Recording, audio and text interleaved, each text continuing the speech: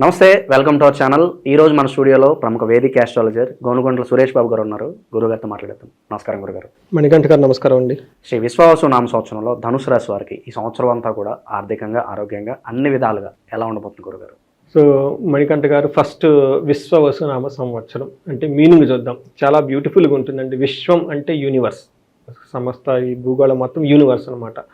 వశు అన్నదానికి కూడా 3-4 పేర్లు ఉన్నాయండి. వశు అంటే ఫస్ట్ నివాసం ఉండటం అనేది ఒక మీనింగ్, రెండోది కన్య అందమైన అమ్మాయి అని ఇంకోటి, మూడోది సంపదలు కూడా వస్తాయండి. అందుకని విశ్వవసు నామ సంవత్సరం అంటే ఈ విశ్వం అంతా సంపదలతో నిండి ఉంది, ఈ విశ్వం అంతా అందంగా ఉంది, ఈ విశ్వం అంతా మనకి ఎంతో చక్కగా బాగుంది, ఆహ్లాదకరంగా ఉంది అనేది మనకు చెప్తూ ఉంటుంది అనమాట.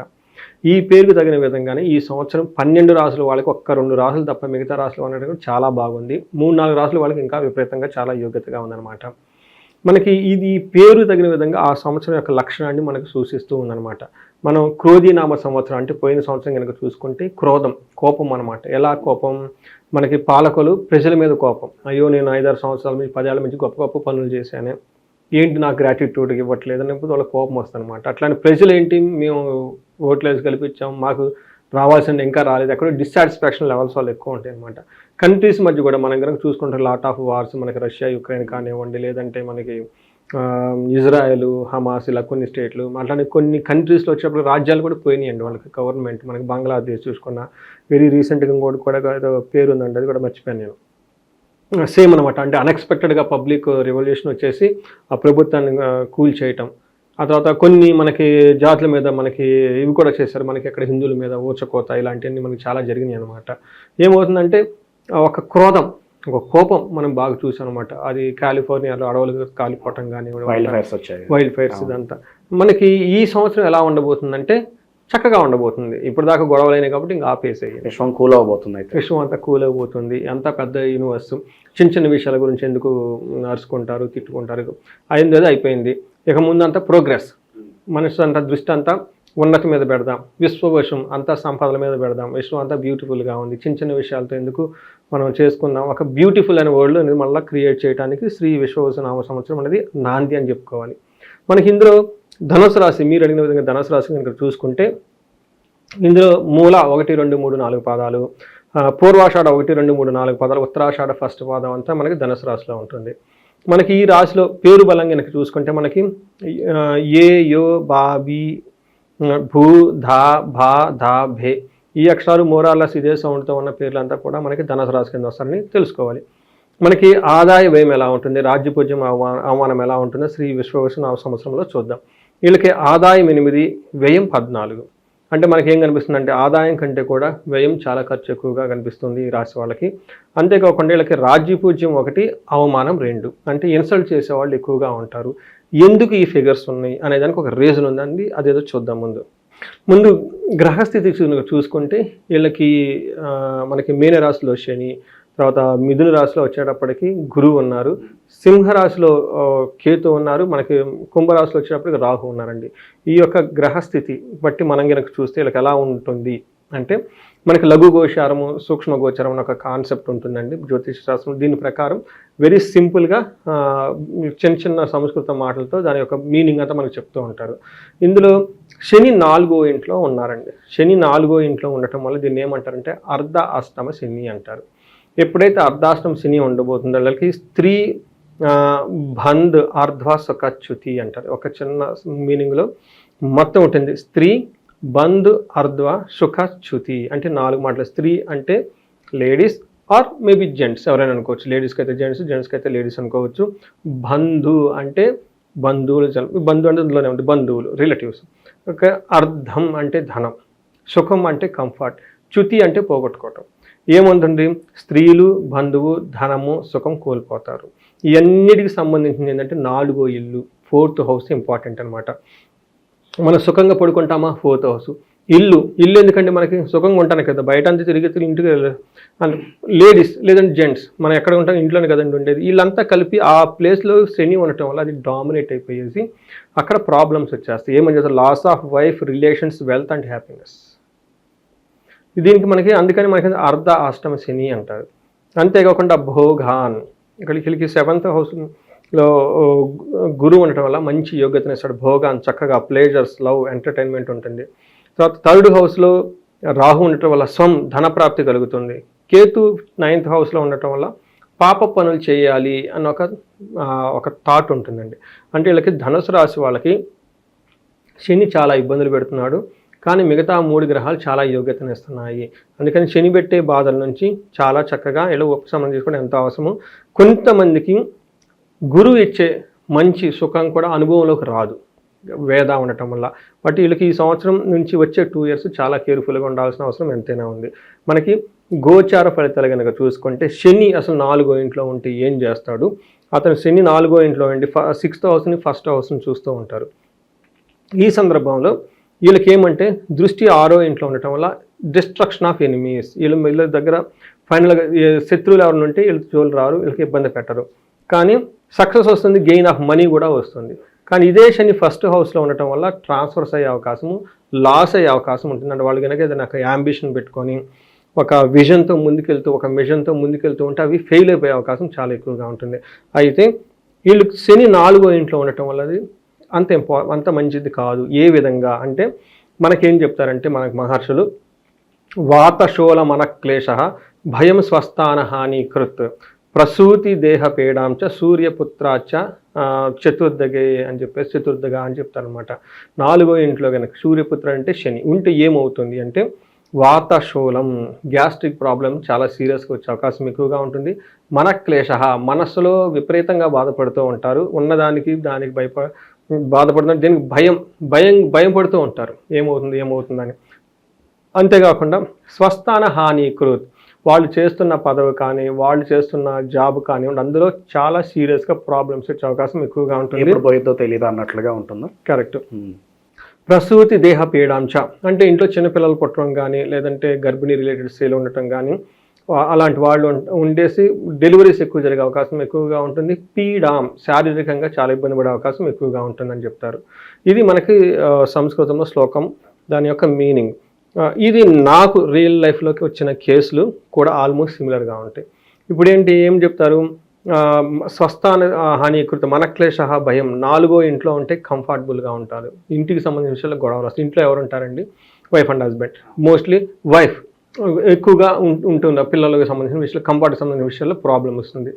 నాకు వచ్చిన ఒక ఇంట్రెస్టింగ్ కేసులు ఏంటంటే ఒకళ్ళు 70 years ఏజ్డ్ మ్యాన్, వాళ్ళ ఆవిడకి 65, ఆమె ఇతని మీద కోర్టులో కేసు వేసింది, డైవర్స్ కేసు, గృహహింస పెడుతున్నాడు అది ఇది అని చెప్పేసి ఆ వయసులో వేసింది.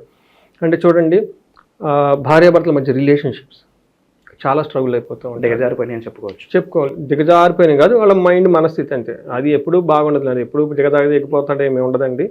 భూమి ఉన్నంత వరకు భార్యాభర్తలు ఈ బంధాలు ఉంటాయి, ఈ సిస్టమ్స్ ఉంటాయండి. కాకపోతే అప్స్ అండ్ డౌన్స్ అంటే కాకపోతే మీడియాలో కొన్ని చిన్న తీసుకొని హైలైట్ చేసేస్తూ ఉంటారు. ఎంతమంది జనాల్లో డైవర్స్లు తీసుకోకుండా ఎలా ఉంటారు? అప్పుడు డైవర్సల్ రేట్ పెరిగిపోయినాయి అనుకోండి, బట్ ఆ సిస్టమ్ స్టిల్ ఫాలోయింగ్ అండి. ఇక్కడ ఏంటంటేనండి ఏమవుతుందంటే 4వ ఇంట్లో ఉండటం వల్ల ఇంటికి సంబంధించిన విషయాల్లో ప్రాబ్లమ్స్ వస్తుందండి. బంధువులతో గొడవ అవుతూ ఉంటుంది. సో వాళ్ళకి చాలా బంధువులతో గొడవ, భార్యతో గొడవ, డైవర్స్లకి అన్నీ అప్లై చేస్తున్నారనమాట. ఇలా 4వ ఇంట్లో ఉండటం వల్ల. సో వీళ్ళు గురుగారు నెట్వర్క్ అనేది పెంచుకోవడం బెటర్ అంటారా, లేదంటే లిమిటెడ్ సర్కిల్, లిమిటెడ్ పీపుల్తో ఉండటం బెటర్ అంటారా ఈ సంవత్సరం అంతా కూడా? ఈ రాశి వాళ్ళకి వచ్చేటప్పటికి అర్ధాష్టం శని ఉండటంతో కొత్తగా వచ్చిన వాళ్ళు ఎవరిని నమ్మటం కూడదు. ధనం ప్రవాహంలో, తర్వాత రిలేషన్షిప్ వ్యవహారాలలో, తర్వాత కొత్త ప్రాజెక్టులు, వీటికి సంబంధించిన చాలా చాలా కేర్ఫుల్గా ఉండాలి. వీళ్ళు ఎక్కడా కూడా ఏమంటారు టూ ఎక్సైట్ అయ్యి చేయడానికి లేదు. మోసపోయే అవకాశాలు చాలా ఎక్కువగా ఉన్నాయి. పర్టికులర్ ఇంటికి సంబంధించిన విషయాలు చాలా గొడవ వచ్చే అవకాశం ఎక్కువగా ఉంది. కాబట్టి ఏమైనా రిలేషన్షిప్స్ ఉంటాయి, ఆ రిలేషన్షిప్స్ ఏమైనా ఉంటాయి అన్ని కట్ చేసుకుంటే బెటర్ ముందుగానే, లేదంటే అప్పటికి పెద్దదైపోయి అది ఇంకా లాంగ్ లాస్టింగ్ ఉండదండి. సో అందుకని చాలా జాగ్రత్తగా ఉండాలి. తర్వాత వీళ్ళకి గురువు 7వ ఇంట్లో ఉండటం వల్ల ఏమవుతుందంటే ధనం ప్రవాహంగా బాగుంటుంది, కుటుంబ సభ్యుల నుంచి సపోర్ట్ బాగా వస్తుంది. వీళ్ళకి 7th హౌస్లో ఉండటం వల్ల ఏమవుతుందంటే అండి వాళ్ళ బాడీ లాంగ్వేజ్ అంతా బాగుంటుంది, అనుకున్న పనులన్నీ చక్కగా చేసుకుంటూ ఉండే అవకాశం ఎక్కువగా ఉంటుంది. రాహు 3వ ఇంట్లో ఉండటం వల్ల ఇది కూడా వీళ్ళకి మంచి యోగ్యతనిస్తుంది. అంటే ఈ రాహు వచ్చేటప్పటికి ఏమవుతుంది, ధైర్యంగా ఉంటారు, మానహాని, మనక్లేశ, తర్వాత ధైర్యం, సాహసం, భాతృద్వేషం. 3వ ఇంట్లో రాహు ఉండటం వల్ల కొన్ని విషయాల్లో బాగుండదు, కొన్ని విషయాల్లో బాగుంటుందని చెప్తూ ఉంటారు. బట్ ఓవరాల్గా కనుక చూసుకుంటే వీళ్ళకి పొరుగు పోయే అవకాశము, అమితమైన కష్టాలు వచ్చే అవకాశము. కానీ వీళ్ళ యొక్క టాలెంట్ అదంతా చాలా బాగుంటుంది, రిస్క్ టేకింగ్ ఎబిలిటీస్ అంతా బాగుంటుంది, శత్రువులపైన విజయం అంతా చూపిస్తూ ఉందన్నమాట. ఒక రకంగా చూసుకుంటే ఈ రాశి వాళ్ళకి గురువు వల్ల విశేష లాభం ఉన్నా అవి వాళ్ళ ఎక్స్పీరియన్స్ అవ్వరు. అయితే అర్ధాష్టమ శని రావడంతో కుటుంబం సంబంధించిన విషయాల్లో, కంఫర్ట్కి సంబంధించిన విషయాల్లో బంధువులతో గొడవలు అయ్యే అవకాశం ఎక్కువగా ఉంటుంది. అగైన్ రాహు మిక్స్డ్ రిజల్ట్ ఇస్తూ ఉంటారన్నమాట. జన్మరాశి నుంచి 3వ ఇంట్లో ఉండటం వల్ల కొన్ని గ్రంథాలు చాలా బాగున్నాయని చెప్తారు, కొన్ని గ్రంథాల్లో కొంచెం ప్రాబ్లంగా ఉందని చెప్తారు. బట్ ఏదైనా కానీ వీళ్ళకి కొంచెం రాబోయే రోజులు చాలా జాగ్రత్తగా ఉండటం ఎంతైనా అవసరం. పర్టికులర్గా ఏదైనా పని చేస్తే అందులో రిజల్ట్ ఉండదు, నమ్మిన వాళ్ళు మోసం చేస్తారు, బంధువులతో గొడవలు అయ్యే అవకాశం ఎక్కువగా ఉంటుంది, వైఫ్తో కానీ హస్బెండ్తో కానీ ఎవరైతే వాళ్ళతో గొడవలు అయ్యే అవకాశం చాలా ఎక్కువగా ఉంటుంది. విషయం అంతా చాలా మందకొండిగా ఉండి చీట్ చేసే అవకాశం ఎక్కువగా ఉంటుంది. అందుకని కొత్తగా వచ్చిన ప్రాజెక్ట్స్, కొత్తగా వచ్చిన ఉద్యోగాలు, కొత్తగా ఫ్రెండ్షిప్స్ ఏదున్నా కానీ చాలా విషయాలు లిమిటెడ్గా ముందుకెళ్తే బాగుంటుంది. ఇక దూర ప్రయాణాలు ఏదైతే ఉన్నాయో ఇది లాభదాయకమైన అంటారా? అండ్ విదేశీ ప్రయత్నాలు ట్రై చేసుకోవచ్చు అంటారు. మరి 3rd హౌస్లో వీళ్ళకి రాహు ఉండడం విదేశ ప్రయాణాలకు చాలా అనుకూలంగా ఉంటుంది. తర్వాత 9వ ఇంటికి సంబంధించి కూడాను అనుకూలంగా ఉంటుంది. గురువు వీళ్ళకి అనుకూలంగా ఉండటం వల్ల ఉద్యోగానికి సంబంధించి అన్ని విషయాలు చాలా బాగుంటుంది. అలా గురుగారు, భూమికి సంబంధించిన వ్యవహారాలు, ఒక భూమి కొనడం లేదంటే ఒక ప్లాట్ కొనుక్కోవడం, దీనికి సంబంధించిన వ్యవహారాలు ఈ సంవత్సరం ఎలా ఉండబోతున్నాయి? వీళ్ళకి శని అంత అనుకూలంగా లేరండి. స్థిర ఆస్తులు అవంతా వస్తే వీళ్ళు తీసుకోవచ్చు. లైక్ పూర్వీకుల ఆస్తులు అంటారు, అవి ఏదో గొడవల్లో ఉంటాయి, ఎప్పటికీ తేలవయ్యి, సో అవి వచ్చే అవకాశాలు అని కనిపిస్తున్నాయి. ఇదికి వచ్చేటప్పటికి పూర్వీకుల ఆస్తులకు సంబంధించిన విషయాల ప్రాబ్లం ఏం లేదంటే చాలా చక్కగా ఉంటుంది, చాలా అనుకూలంగా ఉంటుంది. అయితే ఏమవుతుందంటే 4వ ఇంట్లో శని ఉండటం వల్ల భూమికి సంబంధించిన వ్యవహారాలు స్లోగా పనులు అవుతాయి. ఎందుకంటే 4వ ఇంటికి మనకి ఉండే రెసిడెన్స్ని శని ఉండటం వల్ల, అర్ధాష్టమ శని ఉండటం వల్ల ఫిక్స్డ్ అసెట్లు అవి కొనడానికి బాగుంటుంది, అమ్మటానికైతే అంత అనుకూలంగా ఉండదు. ఇక పెట్టుబడుల పరంగా వీళ్ళు ఎలాంటి బిజినెస్లు చేస్తే బాగుంటుందంట? ఇన్వెస్ట్మెంట్ ప్రకారం ఏది చేసినా గురువు తటస్థంగా ఉండటంతో హెవీగా రిస్క్ చేసి ఏది చేయకూడదండి.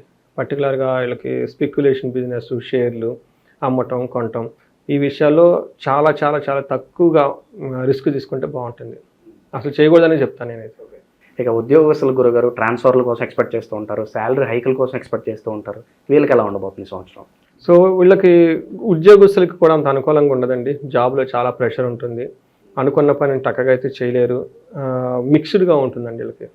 ఒకరు మీరు చూసినా కానీ ఇది క్లియర్ అని మనం చెప్పడానికి లేదు. సో ఇక్కడ మనకి బంధువుల మధ్య చాలా వైరం కనిపిస్తుంది, గొడవలు అయ్యే ఛాన్సెస్ ఎక్కువ కనిపిస్తున్నాయి. దీంతో పాటు ఇంకా మెరుగైన ఫలితాలు పొందడానికి మంచి రెమెడీస్ ఉంటే తెలియజేయండి రాశి వారి కోసం. ఈ రాశి వాళ్ళు మీరు రెమెడీ చాలా చేయాలండి.